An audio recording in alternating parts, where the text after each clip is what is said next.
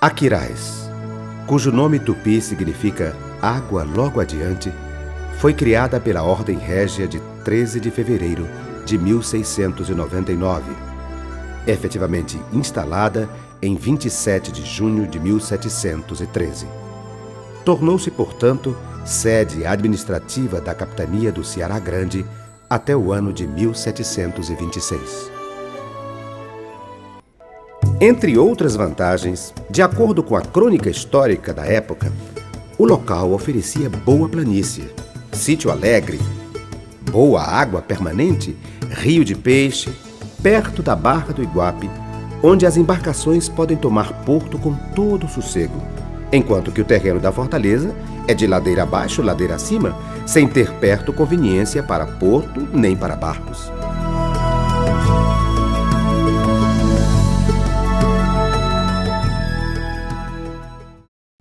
Os traços da presença dos primeiros habitantes do município são evidenciados pelos inúmeros resquícios arqueológicos encontrados ao longo do seu território.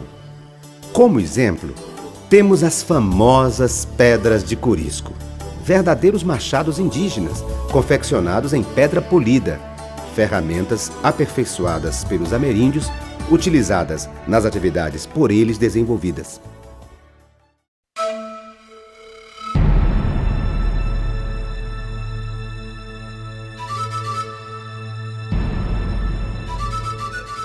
Estas pedras de Corisco surgem após 7 anos no local atingido por um raio. Eu guardo esse objeto em minha casa. Assim, ela nunca será atingida por um raio, ficando toda a família protegida.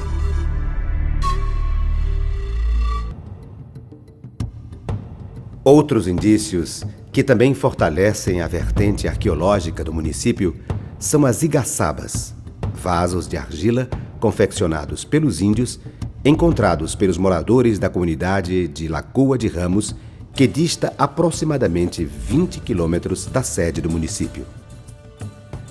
Esses vasos eram utilizados pelas tribos do litoral, como urnas funerárias ou utensílios domésticos. Sua pouca presença no sertão e no cerrado se deve ao fato de tornarem inviáveis os grandes deslocamentos que os nativos faziam na estação seca.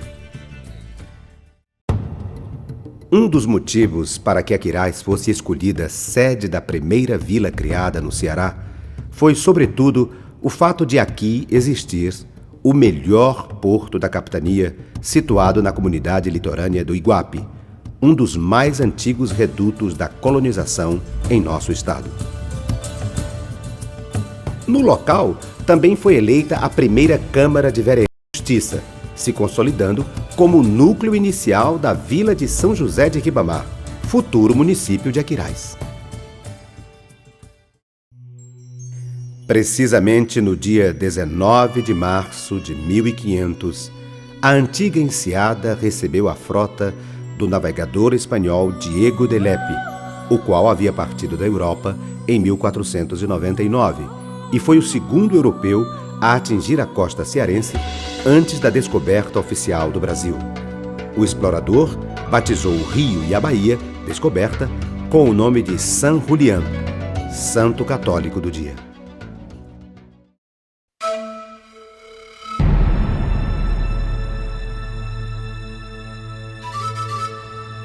Os navios colocavam suas correntes aqui, nessa árvore, que está estrategicamente situada nesse velho ancoradouro. Eu tenho certeza que aqui ainda existe um tesouro deixado pelos piratas. Entretanto, aquele que achar a riqueza também encontrará um punhal de ouro, o qual, de repente, atingirá seu coração.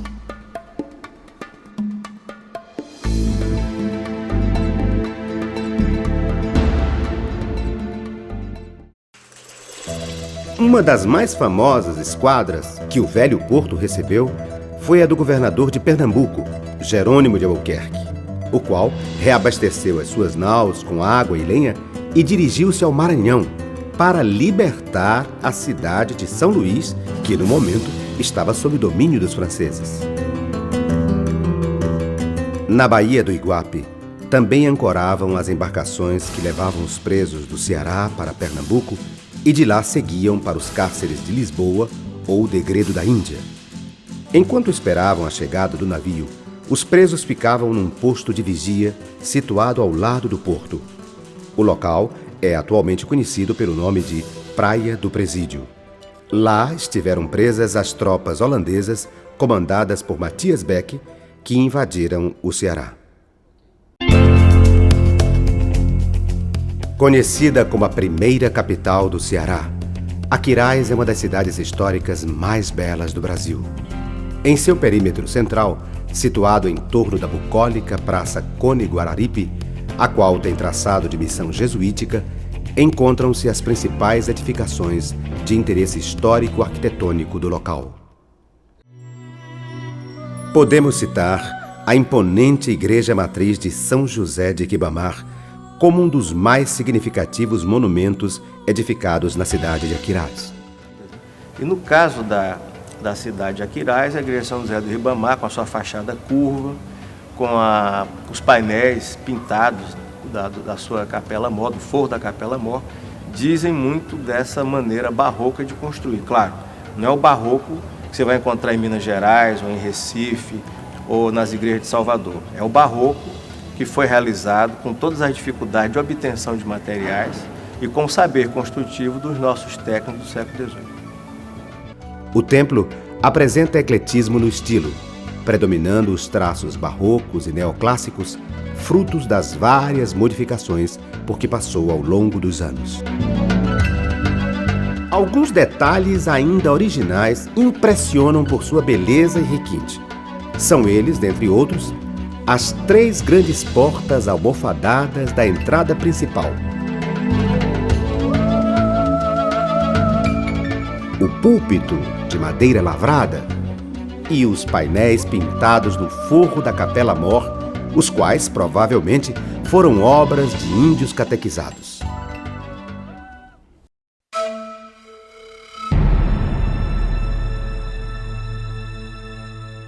Esta imagem, no nicho central do altar-mor, representa o padroeiro São José de Ribamar, calçado de botas, relembrando o bandeirante audaz.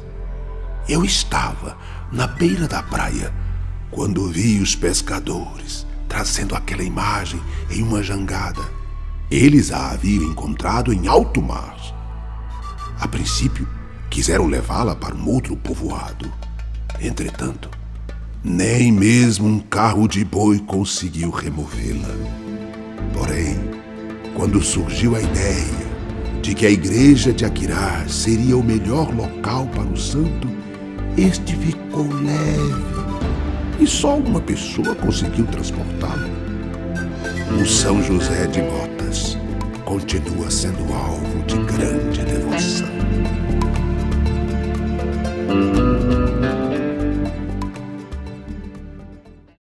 Outro monumento importante é a antiga Casa de Câmara e Cadeia.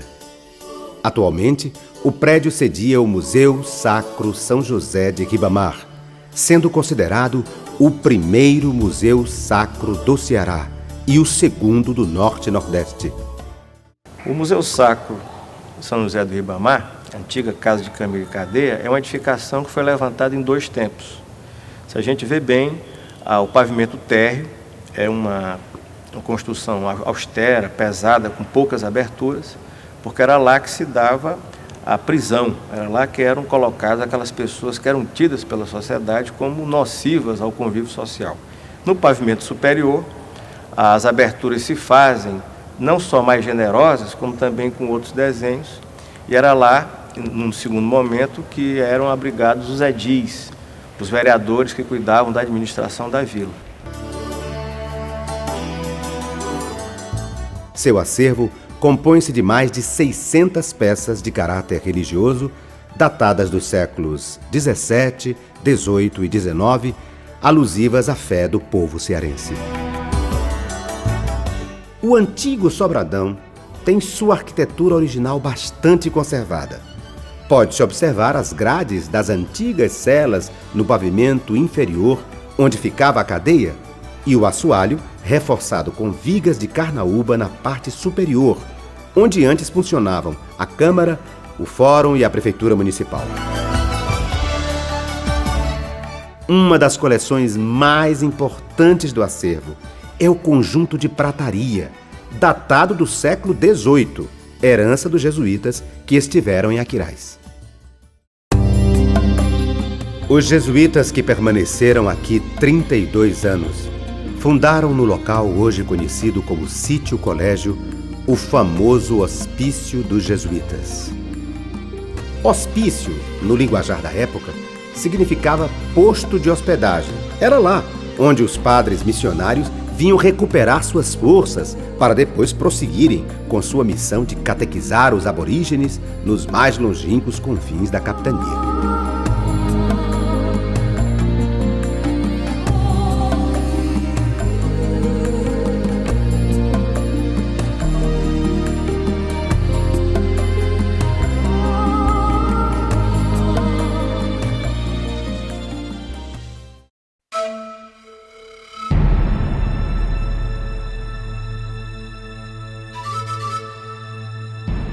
Quando os jesuítas foram expulsos, eles lançaram sobre esta terra uma terrível maldição. Eu me lembro deles terem profetizado que um dia o mar haveria de passar 7 metros acima das torres da igreja matriz de Aquiraz, espalhando caos por toda a vila.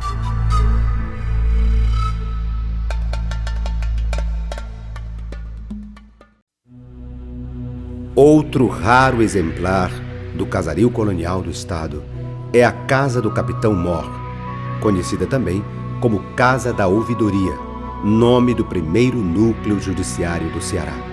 A Casa do Capitão Mor, de Aquiraz, ela reflete com muita propriedade o emprego da taipa e do couro e das madeiras trabalhadas a enxó na sua constituição. É uma técnica bastante rudimentar e muito empregada nas residências do século XVIII no Ceará, e é muito interessante a forma como o entramado de madeira é todo ele costurado com tiras de couro, que serve também como dobradiça das esquadrias.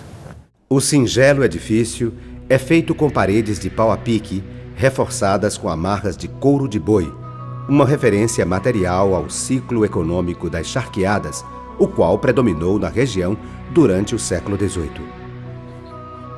A riqueza de detalhes confere ao antigo palácio uma atmosfera nostálgica, relembrando um passado distante, marcado por histórias de botijas, fugas de escravos e pela bravura e sagacidade do respeitado e temido Capitão Mor.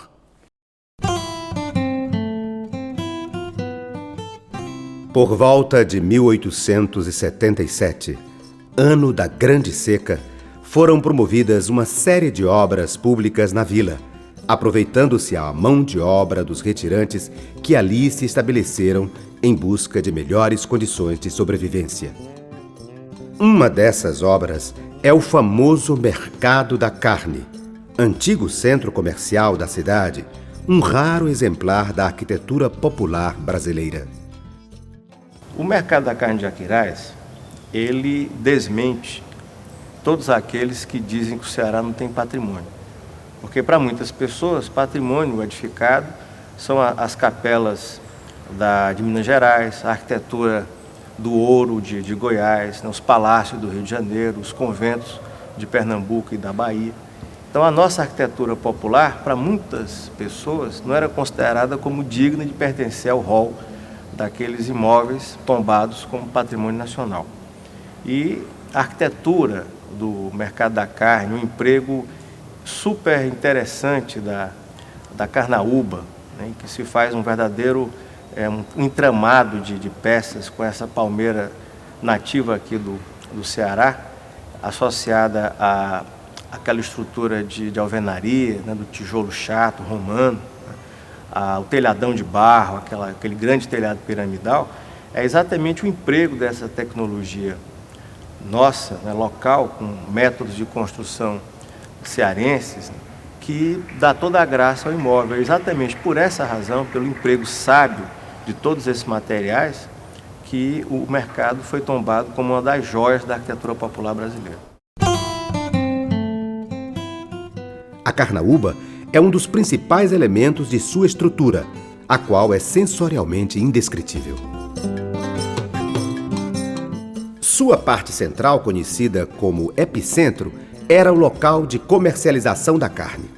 A harmonia geométrica da armação do telhado deixa transparecer o caráter arrojado do estilo, suscitando o interesse dos mais conceituados arquitetos e engenheiros. Os antigos pontos comerciais, situados na parte externa, foram durante décadas o coração do comércio da cidade, fato que perdurou até o tombamento do prédio. Seu principal portão é bastante amplo, pois servia de passagem para os carros de bois, transporte bastante utilizado na época em que o mercado foi construído.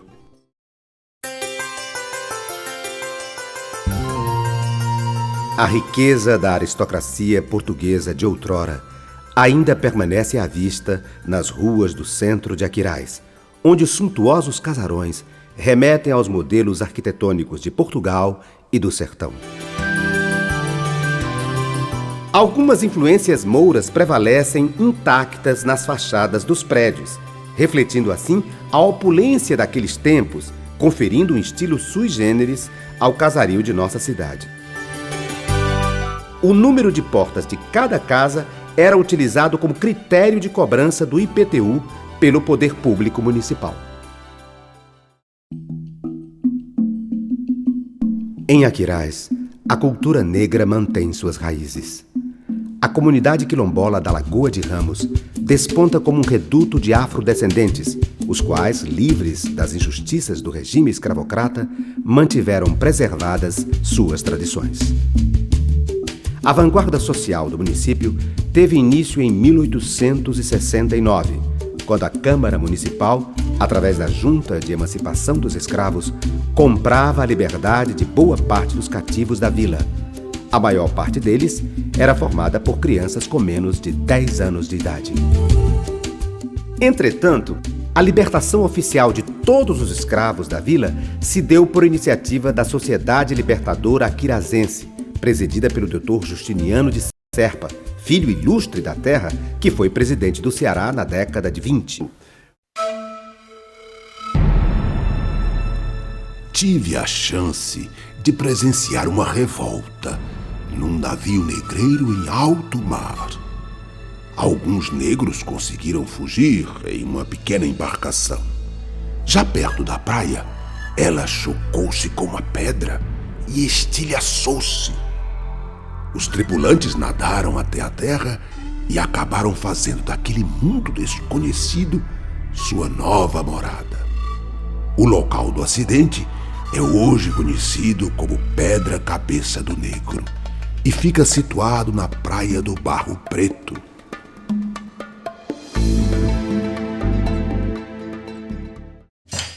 O coco do Iguape e o Congo Real de Aquiraz são legados da cultura africana que ainda permanecem vivos nas tradições do município. Aquiraz também é uma cidade tão próxima, um município tão próximo à Fortaleza, e tem uma característica especial. Talvez estejam lá, em Aquiraz e no Cariri, as últimas reservas de manifestações folclóricas legítimas. Mas elas são a expressão do folclore antigo, do folclore que representa muito bem o estado do Ceará.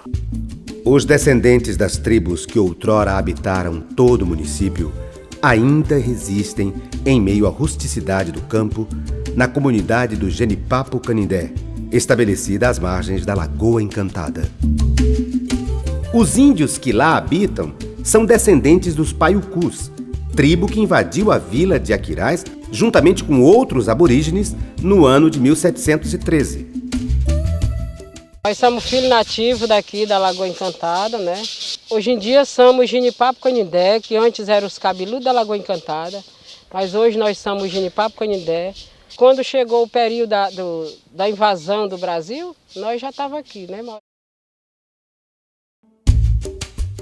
A revolta foi uma reação dos índios contra as atrocidades cometidas pelos colonizadores da região, os quais escravizavam esse povo, utilizando como mão de obra na economia pecuária algodoeira.